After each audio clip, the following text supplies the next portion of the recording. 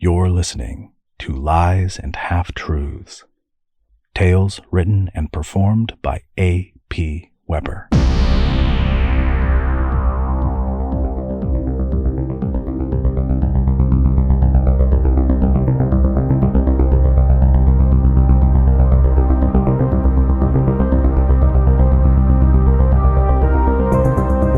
For the last 3 episodes, I've been telling you a fantasy adventure story about 2 brothers in pursuit of a lost temple's treasure in the long-forsaken Valley of the Gods. If you haven't heard those episodes, go back and listen to them before continuing with this one. When we left the brothers Darl and Ven, they were sailing along the shore of Dragonfire Lake to avoid the attention of a fabled Leviathan. But what other dangers await them as they venture deeper into this frontier of frontiers? Will they find the temple of the forgotten god, Raywin? What other wonders will they discover on the way? Join me as we continue this tale of high adventure. It's Cascade Rock, Part 4.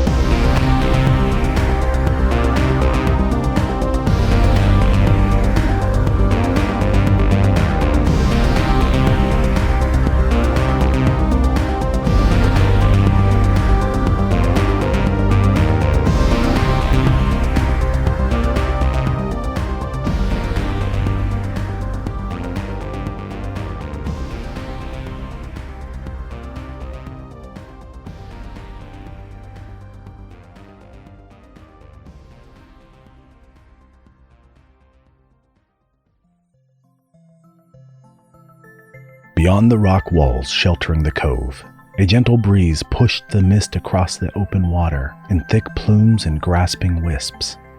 The fisherman hoisted the ragged sails and steered the vessel toward the north shore. To their left, the sheer rock face dropped away as they sailed, and a dense, leafy wood emerged. The wood's flora crowded the edge of the water, where tall reeds whispered at the travelers passing.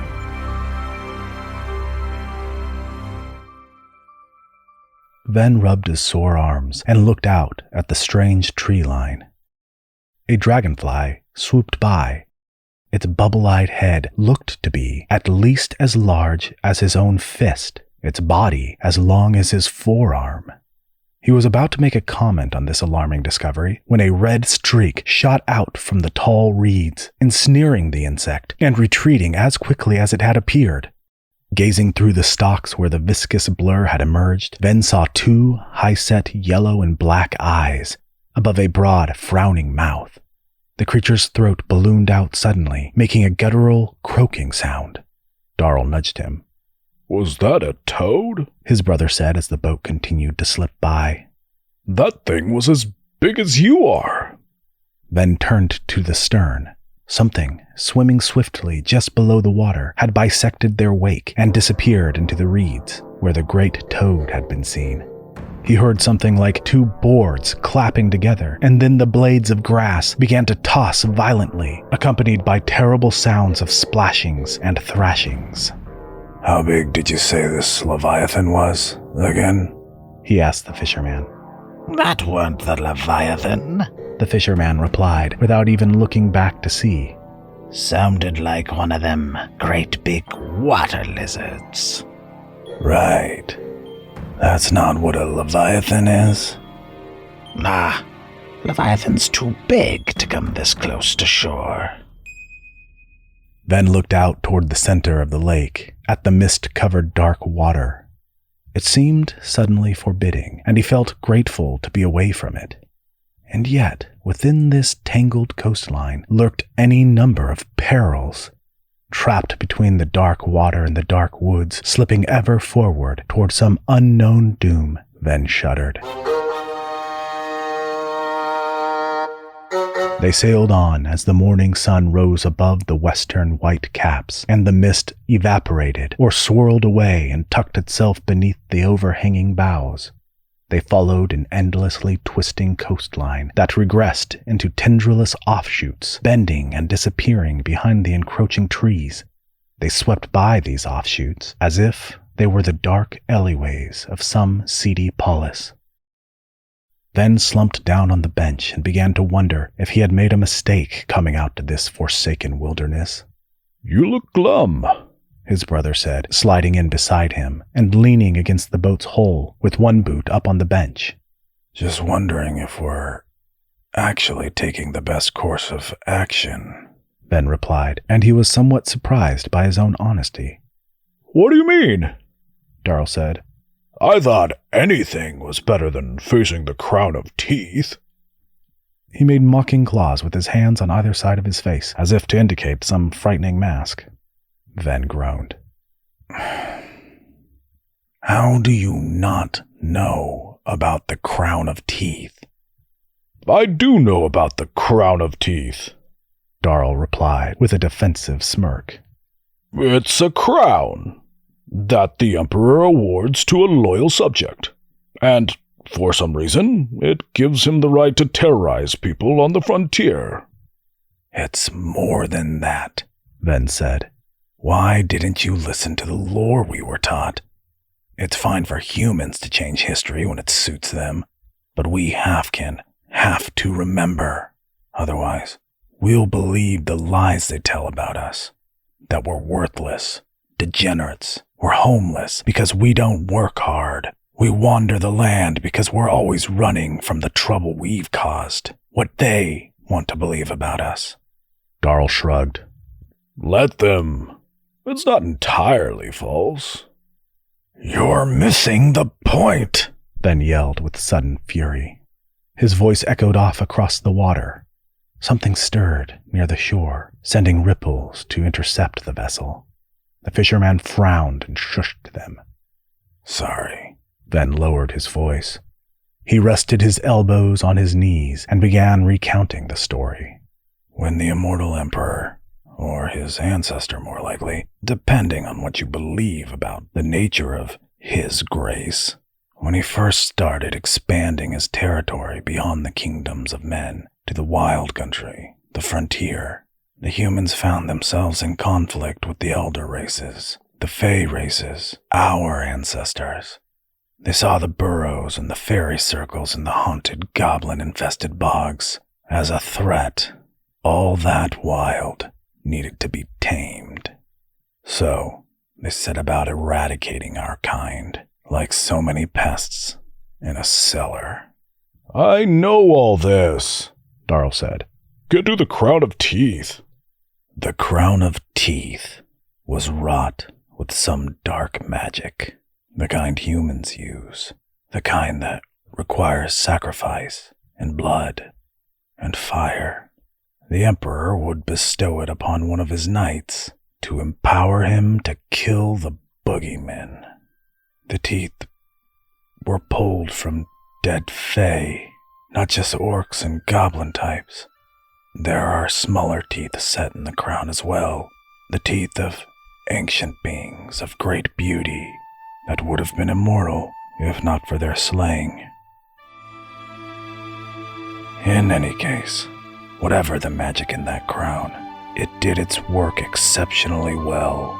It was through the Lord of Teeth that our ancestors were driven into extinction. Only we remain, the half-kind, harried by their constant badgering."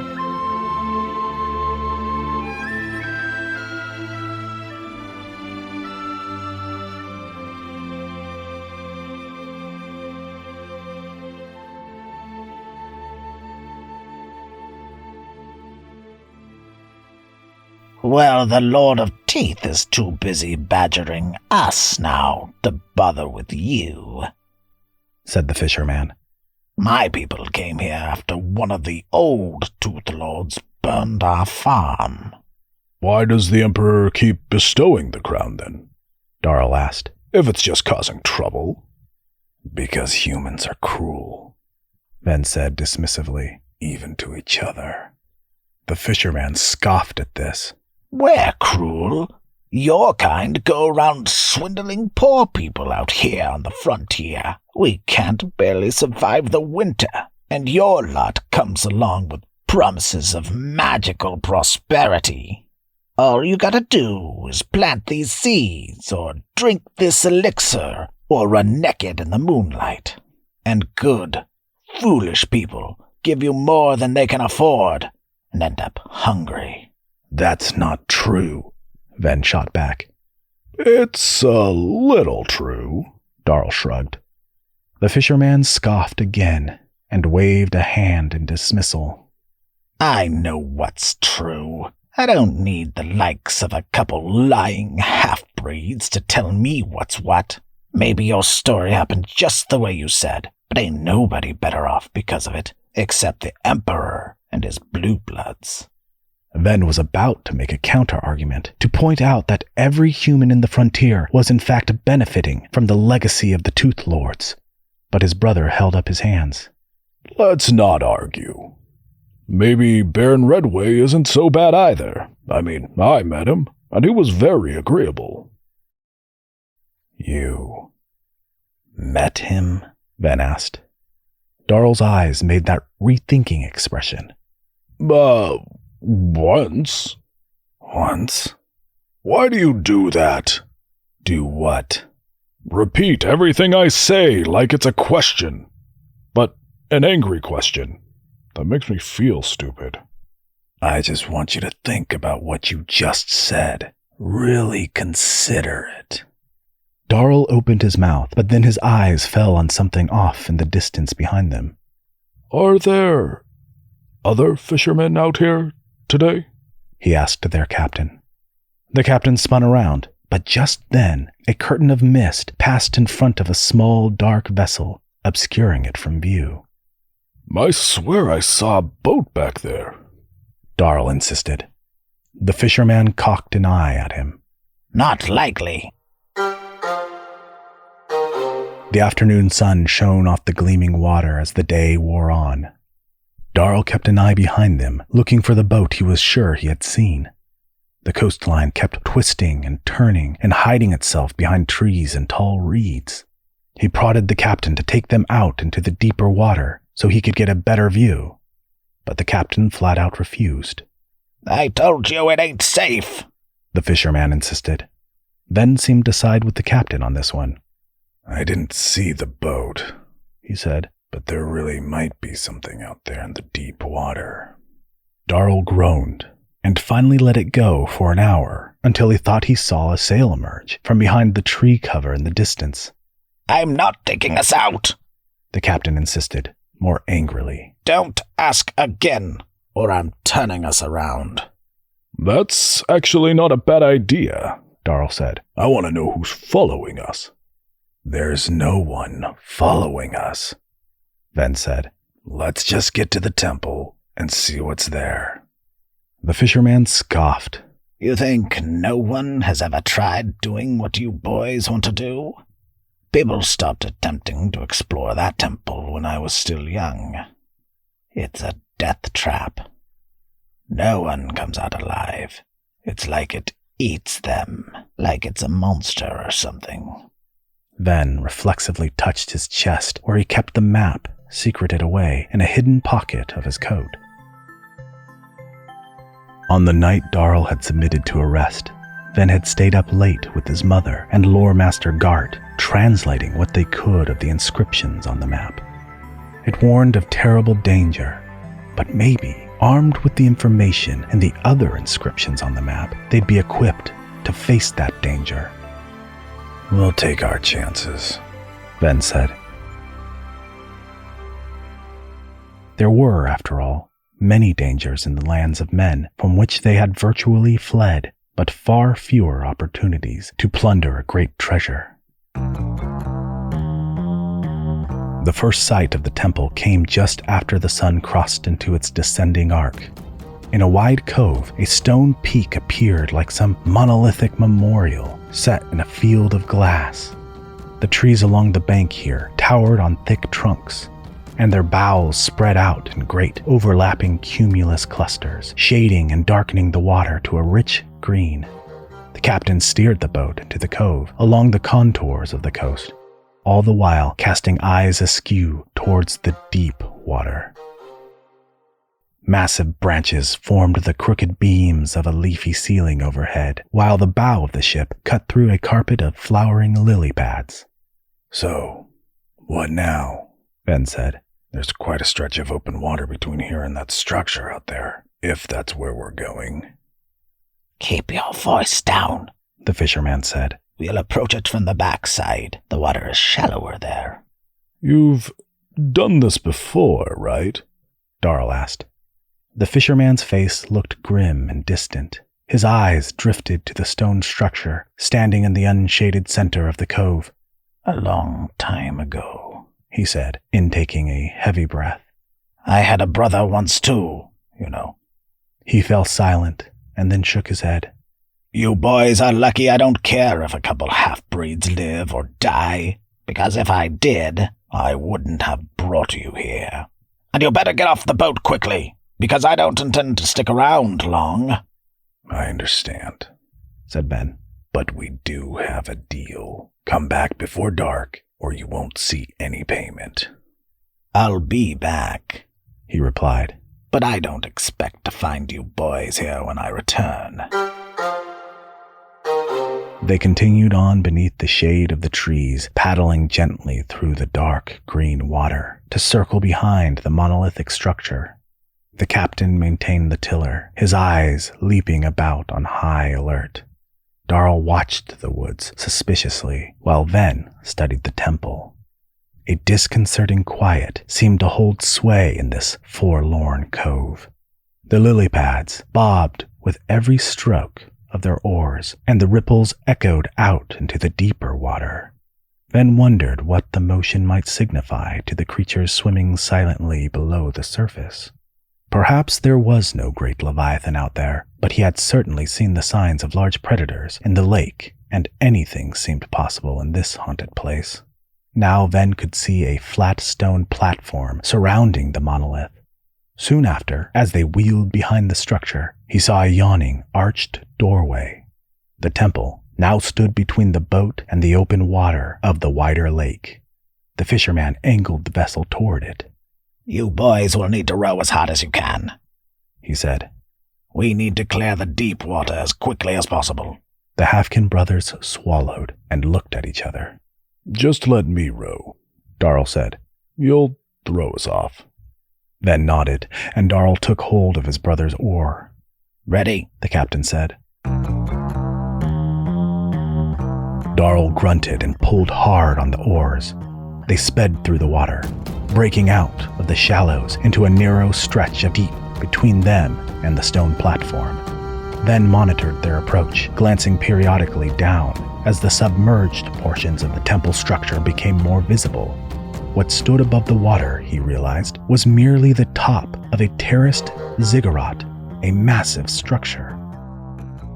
Slow down, the fisherman hissed. We're nearly there. Darl led up, and the captain glided them alongside the stone platform. The platform rose a mere foot or so above the water. Get out! Quickly! The brothers exchanged looks. Right, said Ven. Right, his brother repeated. You'll be back before sunset, Ven confirmed. Move, you brute, the fisherman said, nudging Darl. I need to get to safe waters. Seconds later, Ven and Darl watched a pale-faced fisherman frantically rowing away from them toward the perceived safety of the shallows. He'll be back, Darl said in an uncertain octave. Otherwise he doesn't get any of the treasure. A sick feeling settled into Ven's stomach. He turned and looked at the opening to the temple's interior. Treasure, he sighed. Right. The interior lay below the water level. What were the odds that it wouldn't be completely flooded? And if it wasn't flooded, what were the odds that any treasure at all lay inside?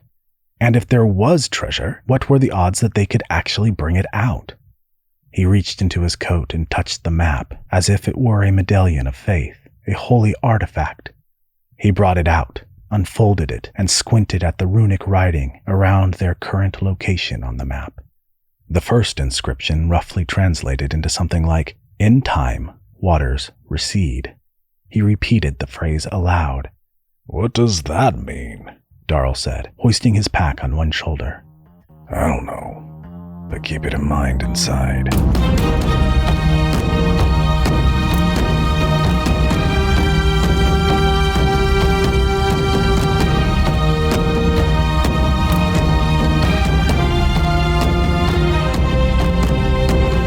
for listening to Lies and Half-Truths. This episode was written and performed by A.P. Weber and produced by Meg Weber. Our theme was provided by Josiah Martins. Original music by Weep Bar. Musical production help from Mackenzie Stubbart. Consider liking, sharing, or reviewing this podcast wherever you listen to it. You can also support me, A.P. Weber, on Patreon. In any case, please join us again next time for more Lies and Half-Truths.